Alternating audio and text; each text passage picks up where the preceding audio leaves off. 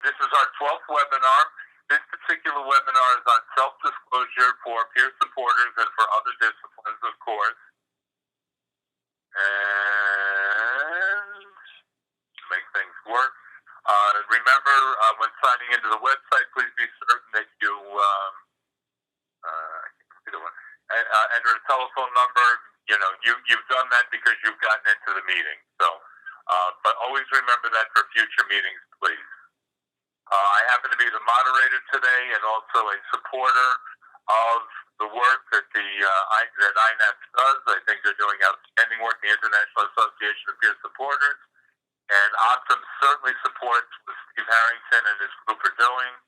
And we try to be helpful by offering this format for individuals to learn different areas in the peer support realm. Telephones will be muted because we have a problem with a lot of background noise and people were not able to hear. That's why we got to keep lines muted. I'm very sorry about that. But we will take and use the chat function. And I ask you to please use the chat function by scrolling up to the very top of the drop-down box for the send to and click on everyone so that everyone can see the chat as we take and go through this. You need to be able to see the chat so that we can take and answer your questions. So it's important that you address it to everyone because we got a couple of people that are working on the chat box because surprised of the questions that you're asking during the course of this webinar. Of course, this is going to be recorded. These webinars may be recorded and made available on our website for future viewing. By joining the webinar, you agree that your name, if you choose to provide it, and any interactions you have in the chat or during the question and answer session of the webinar may be included in the recording. And we thank you very much for your participation. Today I have the opportunity of introducing two very, very knowledgeable candidates who have been doing great work in the field of peer support and peer specialist work, peer support work. And that's Denise Camp. Denise is with On Our Own in Maryland. Denise and I run into each other in all kinds of different places, and we always make sure that it's a very pleasurable experience every time we do. Andy Bernstein has been a longtime friend. I've known him for many, many years, dating back to when he was in New Jersey, which he's been out in New Jersey for a while. He's a psychologist and is in independent practice. He's one of the few psychologists that I've seen that really gets recovery and wellness. And I'm very glad that he's going to be participating in this particular webinar. So at this point, I'm going to turn it over to Denise to start our webinar. Good morning, good afternoon to those of you on the East Coast, and good morning to those of you in other time zones. As Peter said, my name is Denise Camp. I work for On Our Own of Maryland, which is Maryland's consumer-run education and advocacy organization. And today we want to talk about disclosure for peer specialists. How much is too much?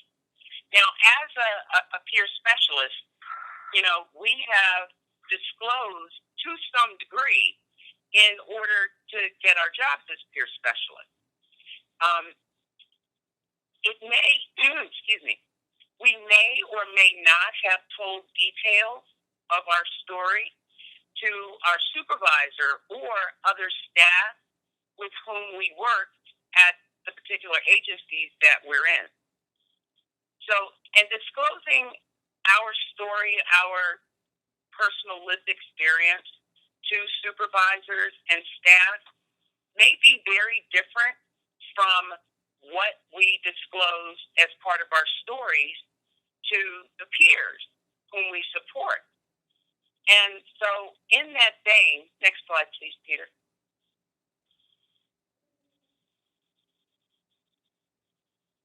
Ask the question, when am I disclosing too much? And when we share our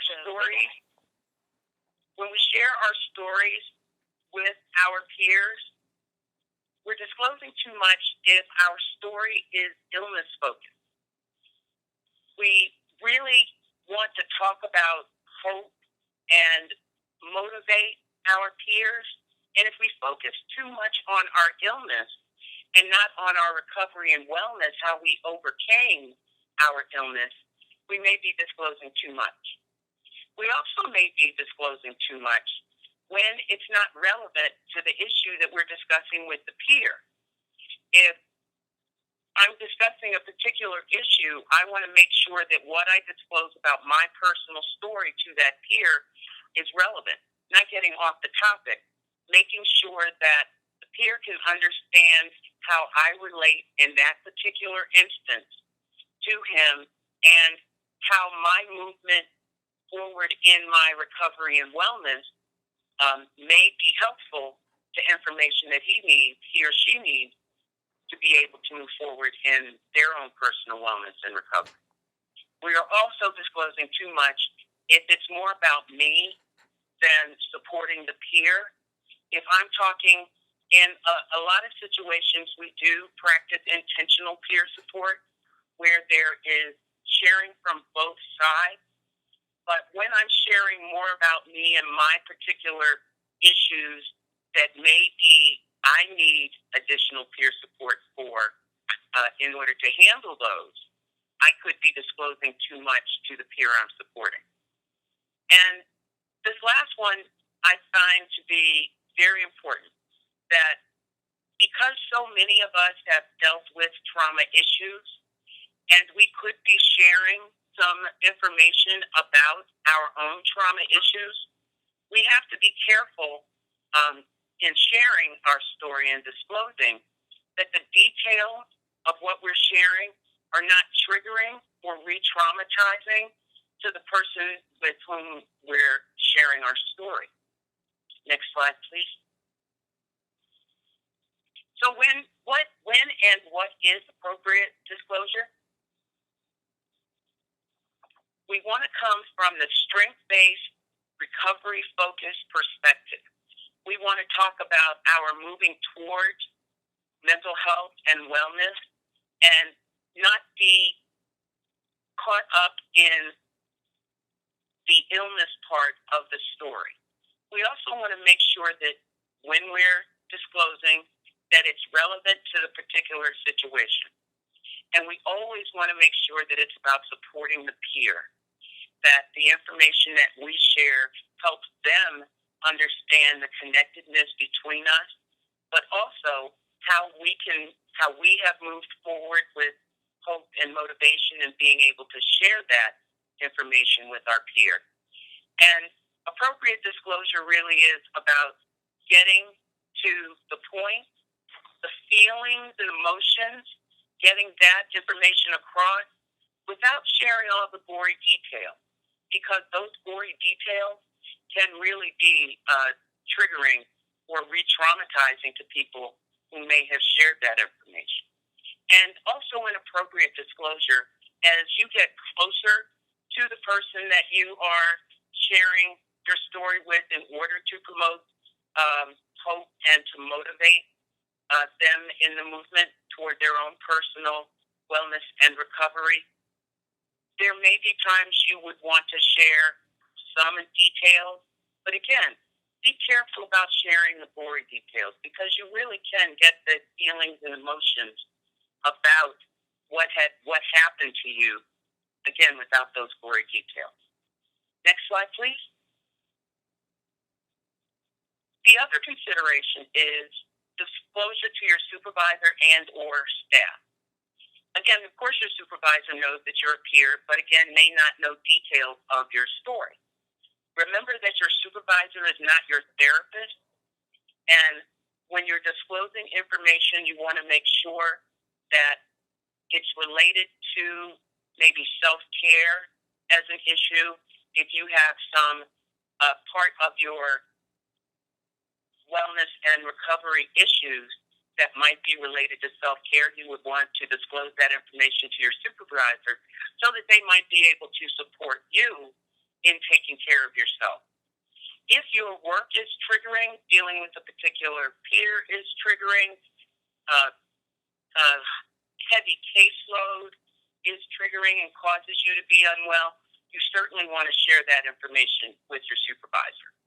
And If prior to accepting a position you have some accommodations that you need per the American with Disabilities Act, you certainly want to share those needs and the part of your story that may support your need for those accommodations with human resources and your supervisor. Next slide, please. At this point, we'd like to take and turn this over. I want to thank Denise very, very much. That was very insightful and very helpful to our audience, and I very much appreciate you taking and offering that information to them. At this point, I'm going to turn it over to our colleague, Andy Bernstein, and Andy is going to talk to us again about self-disclosure and behavioral health, different disciplines, and different meanings. Thank you, Peter. In listening to Denise talk, one of the themes that emerges clearly is how the whole profession of peer specialists, you can, next slide, please. Yes, how the whole profession of peer specialists, in a way, has kind of led the way for the rest of the professions to move more into self-disclosive kinds of behaviors and traditions, which are newly forming for many of us. Many of you know of the Recovery Practice Project administered through SAMHSA. Steve's involved. All the following, you can see the professions that are involved: peer specialists, psychologists, counselors, social workers. These are what we refer to as the traditional professions.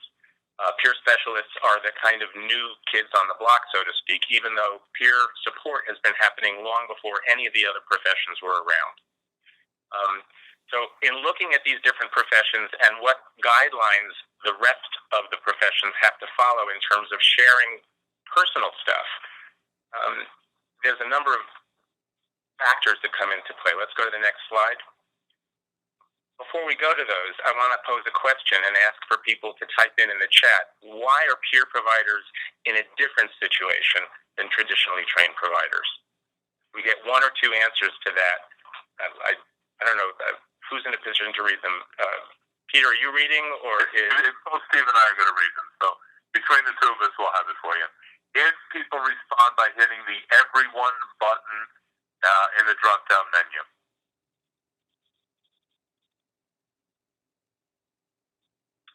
I think Denise described one of the ways, which is that you're hired.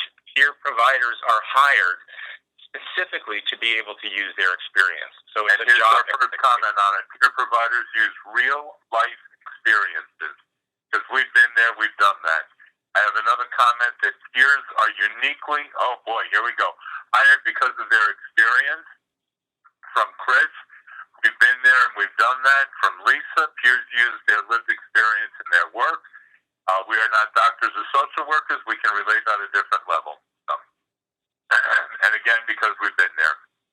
So our comments that we're getting in the chat box are all relating back, Andy, to the lived experience. Most of the comments are because we've had the lived experience of knowing what it's like to be diagnosed with a mental health issue. Exactly. And I noticed one of them talked about compassion.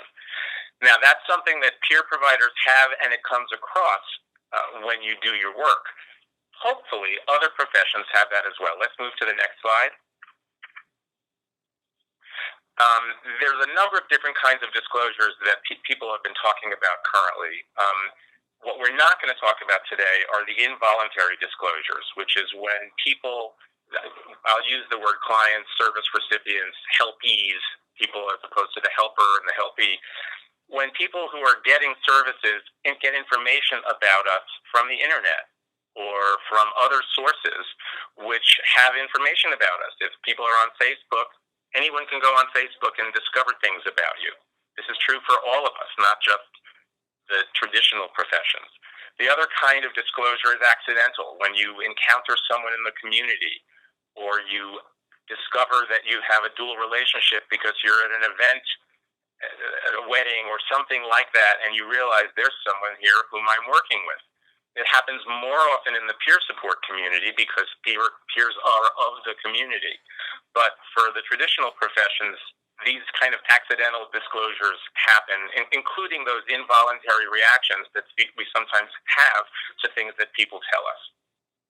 And then there are the unavoidable disclosures, which is what we look like, our speech, how we dress, how we how we act, how we carry ourselves. These are things that as soon as someone sits down with us, they know something. They know how old we are, what our gender is, if we have an accent, or a visible disability. So these are not the kinds of disclosures we're going to focus on today. Let's move to the next slide.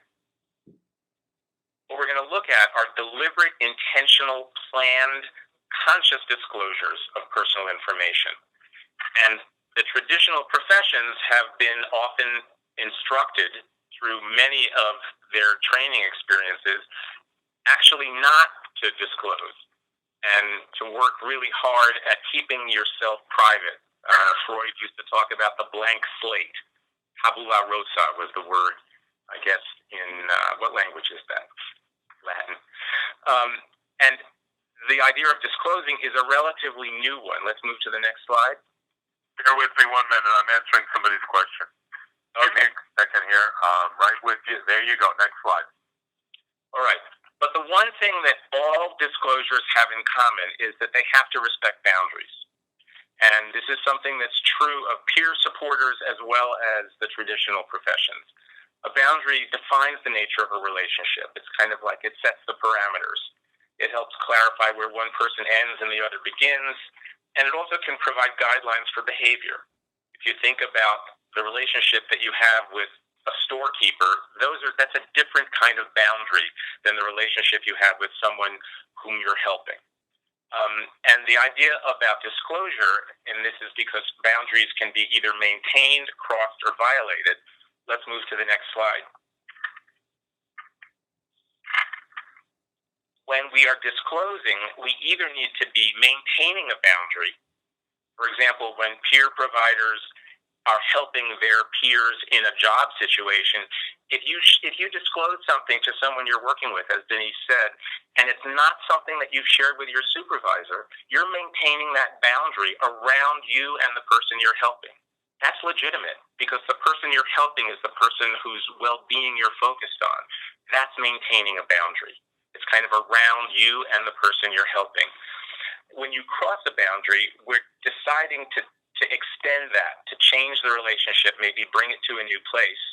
And again, the expectation among peer providers is you're going to be doing that in the place that you start at. Is we've both had this experience dealing with mental health issues, mental illnesses, recovery, treatment, disastrous treatment in many cases. So that's not a boundary that's crossed, that's already shared. But for traditionally trained providers, when a psychologist or a counselor starts talking about something that's happened in his or her life, that's crossing a boundary that the person receiving services may not expect. But the most important part of this is that the boundary shouldn't be violated. When we're disclosing something, we need to make sure that we are not making someone uncomfortable or intruded upon by what we're saying. And again, as Denise talked about, what's the focus of this? Is am I possibly triggering something in someone? Or am I saying something and disclosing something that's going to help them have a sense of hope and move forward in their recovery? Traditionally trained providers, and I think peer supporters as well, recognize that it's the person who's getting help that needs to maintain some sense of control. And when that's been taken away because of a boundary violation, we've done harm to the person. And this issue of control is especially relevant for people with serious mental illnesses who have often had very little control over their lives, even within the helping experience. Next slide, please. So I want to do a very quick overview of helping and identify how it is that sharing and disclosing is something that happened way before traditional professional helping evolved. Before there were professionals, we had people helping each other. 10,000 years ago, when one person had a problem, they turned to the person next to them. They turned to other people in the tribe, and they got help that way. The knowledge that was accrued over time, as several comments were made during the what makes peer specialists different, was experiential knowledge. Thomasina Borkman, B-O-R-K-M-A-N, is a sociologist who distinguishes between experiential knowledge and professional knowledge. And what she says is that professional knowledge has come from books and formal education. And that's what doctors and really what professionals get when they go to school, which is an institution.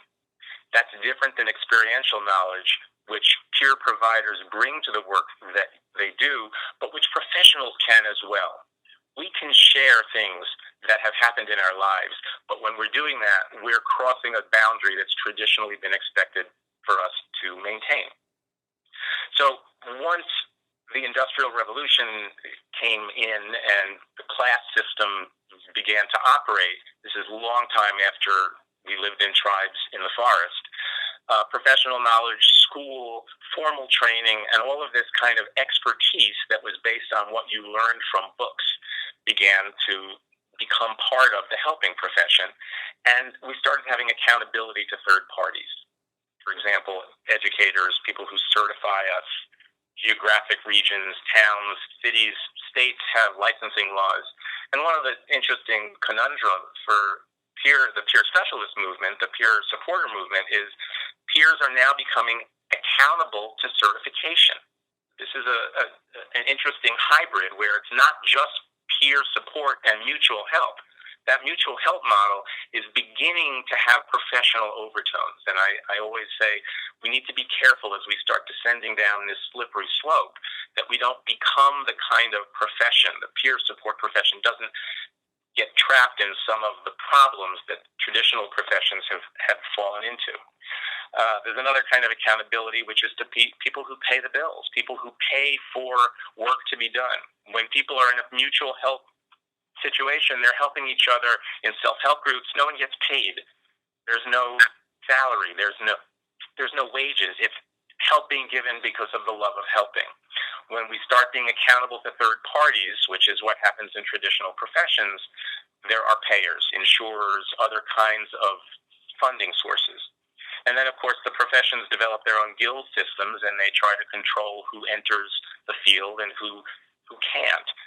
This is the beginning of what I call the commodification of the helping industry. It's because it's becoming a business, and people are earning money doing this rather than just helping because they're human. One of the consequences of this is what I think it's fair to call it that people who are both helping and getting help become objectified. They're not seen as people anymore, but sometimes just as a collection of symptoms that need to be remediated or need to be addressed. This is where the element of the human gets lost in the helping as it's happening in the professional helping system. Now, of course, if you want your knee repaired or your tonsils taken out, you don't want the person talking to you necessarily about your family history, except in as much as it bears on your tonsils or your knees.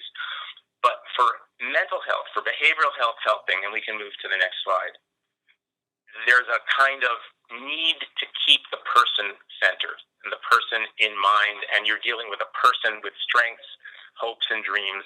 And professionals I don't want to blackwash all traditionally trained professionals, I am one, but I think it's important for people to keep in mind that we're dealing with a human, not with a series of symptoms or problems. As a result to some of the shortcomings of professional help, the consumer movement began happening, and I'd say this would go back to the earliest, the grandparent of all is the 12-step groups. AA is probably one of the first self-help groups that was developed. There are other programs that developed around the country where people who were getting services began to shape those services. But that was happening in behavioral health. In physical health and general health, people began looking for alternatives, and they began wanting this whole person to be taken into account, not just parts of the person. The self-help movement, as I said, examples of which are 12-step groups, but many other self-help groups began emerging, and this is kind of where I entered the field myself, because back in the early 80s, I worked at the Self-Help Clearinghouse in New Jersey. And even though I was trained as a psychologist, I began to understand how much power self-help had and the power that people have to help each other who were not traditionally trained and professionally educated, but rather experientially knowledgeable. Of course, the nothing about us without us principle emerged in this, and that gave rise to the kind of advocacy efforts that ultimately led to many changes in traditional healthcare, especially in behavioral health, that I think are a direct result of the efforts of consumers, now called peers, and their insistence that they be treated as people, not as a collection of symptoms.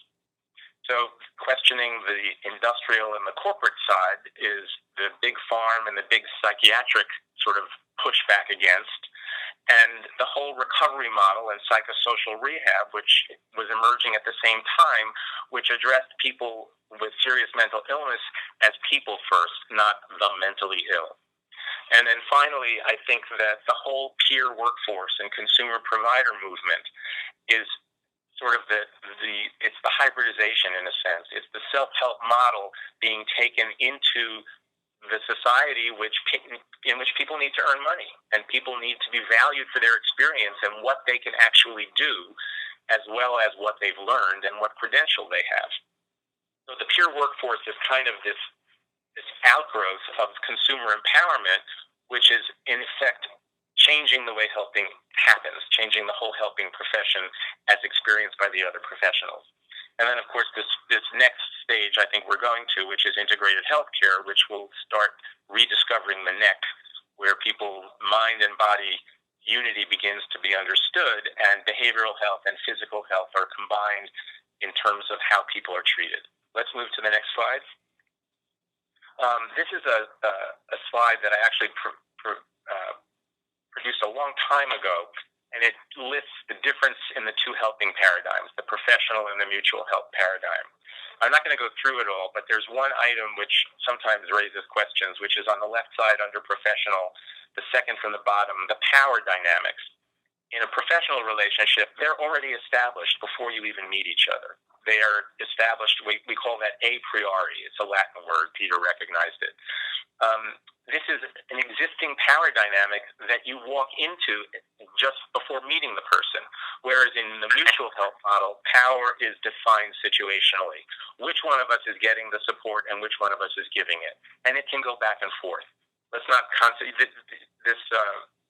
the whole PowerPoint will be available to people after they take the quiz, so you can look at this later in detail. Let's move to the next slide. So what is it that you learn when you get trained? When you get trained in traditional disciplines, you learn about self-disclosure as something you're not supposed to do necessarily. You're supposed to keep that blank slate. And yet, social workers, psychologists, even some psychiatrists have begun to realize that what we do in practice is beginning to deviate from what we were taught in traditional graduate school training. And that's part of why the Recovery to Practice initiative was developed, to help change the way traditional disciplines are educated so that the recovery concepts and all of the philosophy and values that peer providers and those of us who are recovery-oriented share become part of that helping experience and become part of what you do in practice. So the discrepancy between learning that you're not supposed to say certain things about yourself and the reality that you are saying things about yourself because you realize there are some benefits to self-disclosure as a traditional provider, those discrepancies are hopefully beginning to abate. They're going to decrease, certainly as if the RTP project can actually shape the way graduate school curricula are designed, then hopefully people who are training as nurses and social workers and counselors will be able to recognize the value of taking a recovery-oriented approach, and that includes being real and being a human as a helper, not just being a professional hiding behind a credential or a desk. Now, something important here is what role do employers and settings play, and what role do job titles play? I wanted to open this up to discussion, but I'd rather take the discussion time later when we talk about when and why to disclose. But suffice it to say now that where you work and who's paying you and what job you're in has a lot to do with how much freedom you have to disclose or not to disclose. And I don't just mean as a peer provider, but many people are hired to work in agencies and clinics with traditional degrees. And in some settings, there are actually rules about you can't talk about yourself in certain ways. Other settings are more enlightened, shall we say, and allow people to be more human in their helping. Let's move to the next slide. Okay, this is sort of the central focus of what I want to talk about, which is 3 types of purposeful disclosure: content, process, and attitudinal. That's long for attitudes. Content has to do with the facts about us, who we are, things that we've been through in our lives. And they're facts. They're things that have happened to us. That's different than the way we think. A process disclosure, and we'll get to examples in a minute. A process disclosure is more sharing what we're thinking at the moment. An example would be you're sitting with someone and the person says something and you're not sure, this is going to sound silly as a disclosure, but if you don't really understand what the person said and you go, wait a second, I'm confused. That's a process disclosure. You're sharing with someone that you don't understand what they just said. I know it's an important part of understanding a person, but letting someone know when you are confused yourself, that's a process disclosure. And there are many professionals who are uncomfortable acknowledging that they don't understand something. So people will be talking to them and they'll nod their head and go, and they don't really get it. And they're not comfortable saying, wait a second, I don't get it. Now that's an extreme, but the point is sharing what you're thinking is a process disclosure. And then the attitudinal disclosures are more the big picture of how we think, our worldview, what our beliefs are and our values. So if someone says to me, do you believe in God? And I answer that question, that's an attitudinal disclosure. It's not a fact. It's not that I've encountered God, although maybe I have, but it's something more related to what we believe and how we feel about the world. So let's move on to the next slide, which should give examples of content disclosures. You guys can see these. I think at different times, people have been in situations where someone has asked a question and you may feel uncomfortable answering it. That's a content disclosure. And when typically people are in graduate school and doing placements, and this is their first experience actually sitting down with a client or a person getting services, they may say, this is my first year working in this setting. That's content. When you disclose that you're in recovery yourself from some situation, whether it's addiction or trauma or a mental illness that you have been diagnosed with and are continuing to be diagnosed with, that's a content disclosure. But also things about, do you have a dog? Have you been divorced? Where did you grow up? If someone says, I grew up in a blended family, and I say, actually, I did too, that's a content disclosure. It's not as intimate, it's not as intense as I've also been raped or I've been violently beaten or I've had some other trauma in my life. But content disclosures can range from the mild to the intense. Let's look at the next slide, which should be process examples. This is stuff that I've often said myself when I'm sitting with someone doing traditional psychotherapy. So this is counseling or therapy stuff. And someone says something and you say, there's a couple of different thoughts I have about that. There are ways that you're thinking and you're not sure where to go. So you say, we could go in a couple of different directions here. When you're disclosing process, you're letting someone know how you think about what's happening in the moment. And that empowers the person. It allows the person to become a collaborator with you. It allows the person to share the responsibility of the work being done. Now, if you're a professional, including a peer professional, you have a responsibility. You're being tasked with helping this person. So you have, let's say, more responsibility in some sense to maintain the helping relationship. But when you disclose what you're thinking, you're letting the person become more of a partner in that. Similarly, when I say to someone, there's something about your tone of voice, when you say that makes me think, and then maybe that you don't really believe that, or that you have strong feelings about that. Yeah, these could be considered reflections in traditional training. You know, people learn how to do counseling. They say you reflect feelings back to the client. But when you're reflecting a feeling to the client, you're really sharing something about what you think, how you feel about what they said. And then, of course, the situation where we're confused and we don't remember something. This is a situation that I find always interesting because when I say, wait a second, I don't remember, I know you talked about that, but how did you end up there? What happened then? It seems like a simple question, but it's letting the person know that you either forgot something or you're confused about it. And the process that you're sharing is that you want to know. You're sharing with the person something that you're thinking about them, which is, I want to know I want to understand this better. So it's a way of sharing what you're thinking yourself as well as getting information. Let's work into the attitude slide, which is next. Okay. These are things that I've often said when I'm in situations like this where I'm helping someone and I'm letting them know something about the way I think or the way I feel. And it's not necessarily a fact, but it's more the way I believe. So you can look through these. These are value judgments. I think it's important for clients to have some sense of control over what happens here. Someone says, well, I was crazy. There was no good reason for me to do that. That was stupid. I never should have done that. Well, I might say I generally believe that people do things for reasons that make sense to them at the time. That's me sharing or disclosing an attitude I have about the way people are.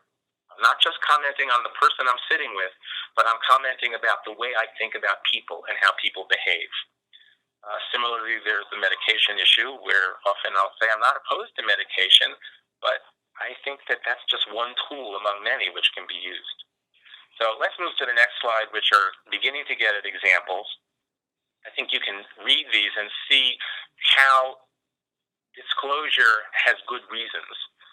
But I'd like people to look through these, and if you see something that's not here, type it in the chat section, and let's add those because we'll have a record of all of these chats, and these additional reasons can be added. We talked about building rapport and credibility because you're being human. You're also sharing things that you've been through, so a person knows that you know something about that, even though you have a degree. And I think one of the ways that I've done therapy, which has probably made my therapy work different than some traditional psychologists, is I do talk a little more about my own experiences. And I think that builds rapport and it establishes some credibility. As well, when people talk about either who they are personally or what they've been through, that can dispel fears that clients have or people getting help have, that this person is just hiding behind their credential or their professionalism and they don't really care or they don't get me. Let's hear from some of the comments. I see some stuff's been written. Steve, do you want to read some of these? I can see them coming fast and furious, actually. Someone recommended the Wounded Warrior. Yeah, I like the recommendation of the Wounded Warrior. We also have to give hope to another individual. We also have helps peer open up when ready to. Helps to establish that a person is not alone. And in my case, it's a shared experience like being a veteran. Yep. Those are all important reasons to self-disclose from our audience's perspective. And the idea of opening up when someone is ready to.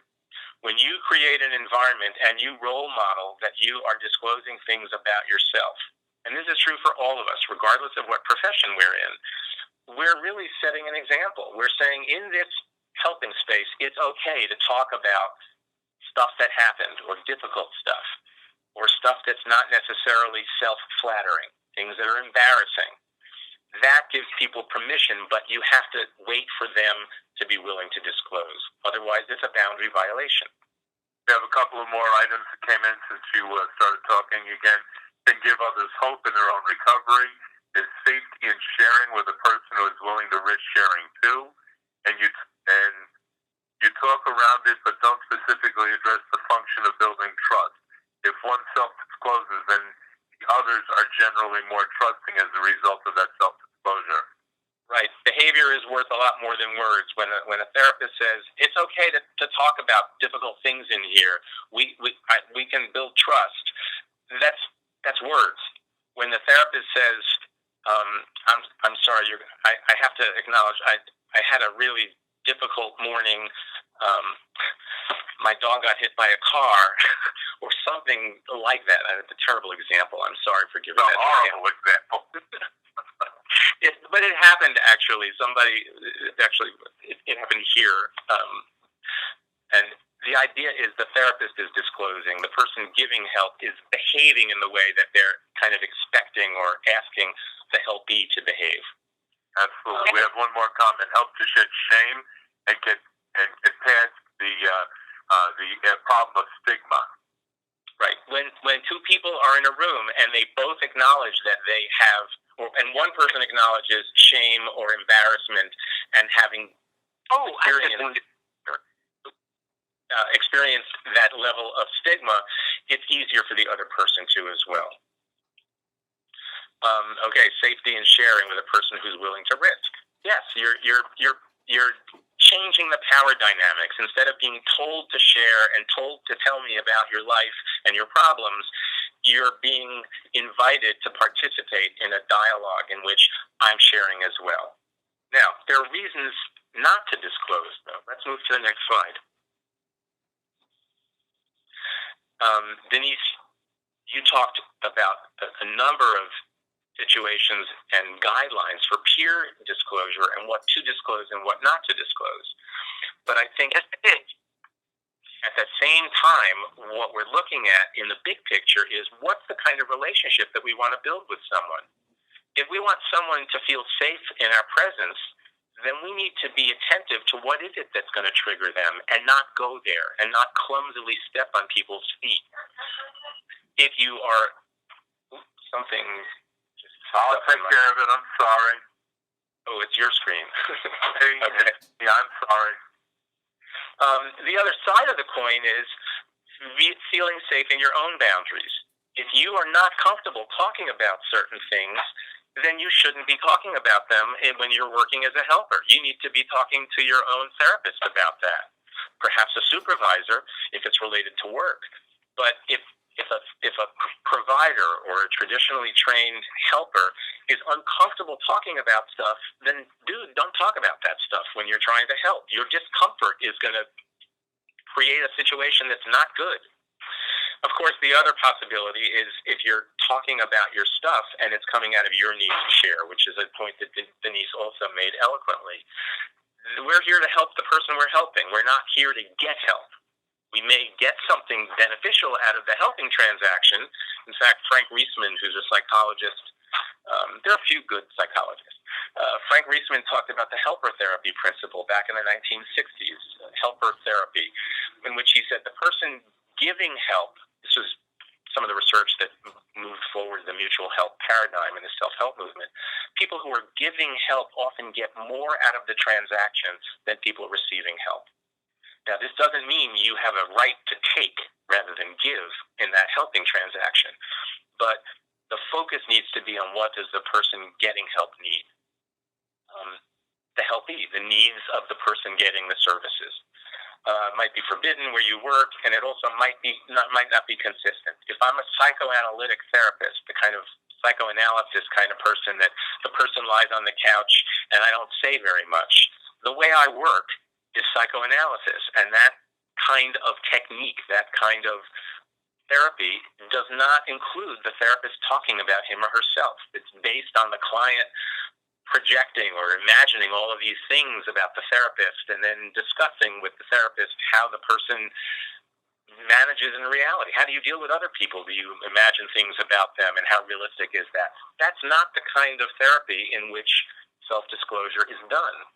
Whereas many of the other professions, social work, counseling, psychology as well, use the whole idea of disclosing to be part of the therapy. This is especially true of addiction professionals. Those were one of the 6 professions mentioned in the RTP project.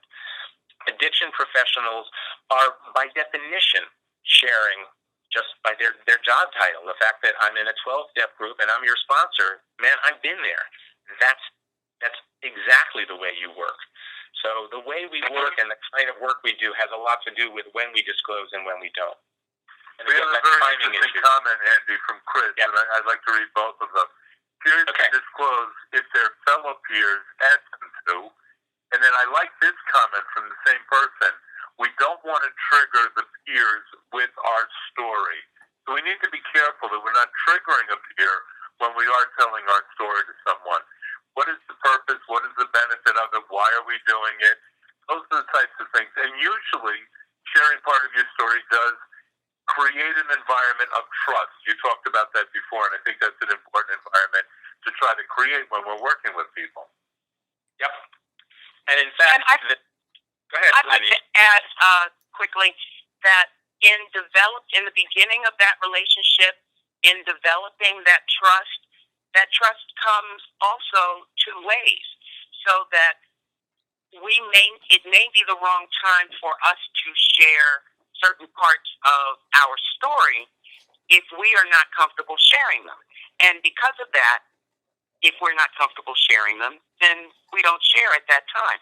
And as trust builds, the rapport builds between me and the peer whom I'm supporting builds, then I can share more of my story and maybe start to understand what might be triggering for them, how I might be able to rephrase my experience so that it's helpful to them. I completely agree. So it's a process of getting to know that person that you're helping, and the more you interact with them honestly, the more you're able to see how they react, and you are able to do your job better. One of the points made by Rita was sometimes we'd rather not self-disclose if by doing so we're going to shut down the other person. If they're at a point where they're trying to find their voice and we fill in the silence and we disclose, tell them stuff at a moment when they're almost ready to do it. And this is the art of helping, guys. This is something that can't be taught in graduate school. This is something that you learn from sitting with people, knowing how to help them find their voice and when to talk and when not to talk. I think earlier someone pointed out in one of the comments about the importance of timing and how critical it is to be aware of where in the relationship you are. At the beginning, you behave differently with someone than when you start to know each other down the road. Can cause distance. Aisha said that disclosing can sometimes cause distance. I'm not sure what you're speaking to there, but one thing that comes to my mind is if I disclose something in a situation where I'm trying to help someone, and that person then thinks about what I said and develops this whole idea of how different she or he is from me, or how unrelated to their life my disclosure is, then that's an example of creating some distance. Because the person, I just disclosed something that doesn't help build the rapport. It's something that somehow interferes with that relationship. So that's an example of choosing the wrong thing, or it's not so much timing as the wrong thing to disclose. Okay, that sounds like that's what you were talking about. Okay. And also I think this idea of coming across as someone who has accomplished something in terms of your own recovery. When people who are getting services have the feeling that they're being helped by someone who's in more trouble than they are or hurting more than they are, that's not a safe place for people to be, regardless of whether it's being in the presence of a peer supporter or a traditionally trained psychologist or social worker or counselor. When the person getting help discerns some kind of either desperation or discomfort, or not, those are extreme words, but the idea is those of us who are helping need to have some sense of comfort with where we are, at least in that moment of helping. And if people who are receiving help don't feel safe in our presence, like maybe we can't handle some of what they're going to talk about, then they start feeling like they have to take care of us. And although that is what mutual help essentially is, in theory, when we're being paid and we're in a position and we're supposed to be helping someone as a professional, including a professional peer supporter, that's not a situation that's good, because then the person's benefit and the person's progress is being impeded. Okay, this is all the stuff that I have here. The next slide is a bunch of resources, which are probably too small to read, but I suggest going after some of these. There's also there's an article that Steve wrote for one of the RTP weekly highlights, which is about to tell the truth. Rita has that resource. This is stuff that people can use to track down other ways of thinking about all this. I'd like to we've got a few minutes left. Can we open this up to discussion for both the peer support section of the presentation and the traditional provider section. Let's just put your comments in, and then we'll hear. And please remember to use the everyone item under the chat function so that we're all seeing that. Okay, here's a comment about when it's not good to sound like you've accomplished more than the peer feels like they could ever accomplish.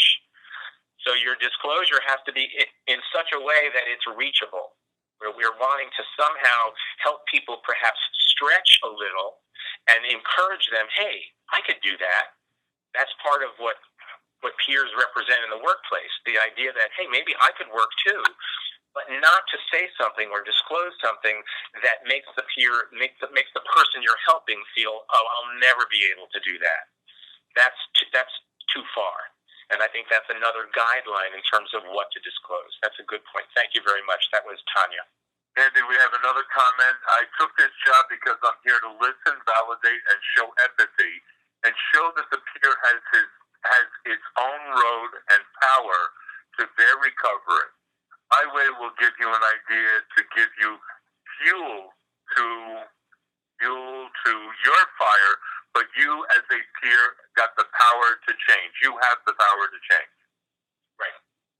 Good point. It's a good point. Also, Kathy, you're not using the everyone function. I wish you would, please.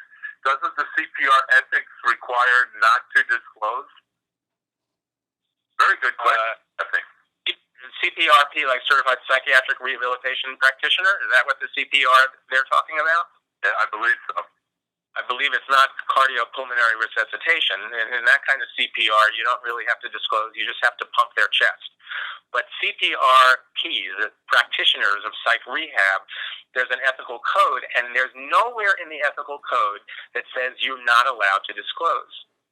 In fact, there are several aspects of that code of ethics that point in the direction of using personal experience and being human in your presentation of yourself to the person you're helping as consistent with the ethics of psych rehab, which empower people and allow people to feel human with you. In fact, at the PRA conference, the Workforce Summit in June in Baltimore, Psych Rehab Association had an annual conference. I'm actually doing a workshop there on self-disclosure within the context of psych rehabilitation and the psych rehab ethics. So if people are there and interested in looking at that as under one professional guideline, that it should be an interesting workshop. What else has been typed in? Thomas, this is available to you. The PowerPoint is available to you after you take the test, and it will be up on the website. Rita will have it up on the website within a week or two, and you should be able to go back to the N.A.P.S website and get it. Deborah says, this is why I have a problem with NAMIs in our own voice. It is imposed, particularly when used for inpatient. I think there's some good things too in our own voice. I think there's some bad things in our own voice. But again, helping people to tell their story is something that's a skill and something that we should take a look at from time to time. My cohort and I work at a public hospital in Dallas in the emergency department. Thank you for sharing that with us, Aisha. Rita's telling us now that the quiz is posted, and Thomas is saying everything's beautiful. Thank you. Jessica says, stay encouraging and positive to your peers' recovery. Good point, Jessica. That's very important. I'm going to continue to move along with the slides. So here we go into the take the quiz, so that you're aware of that.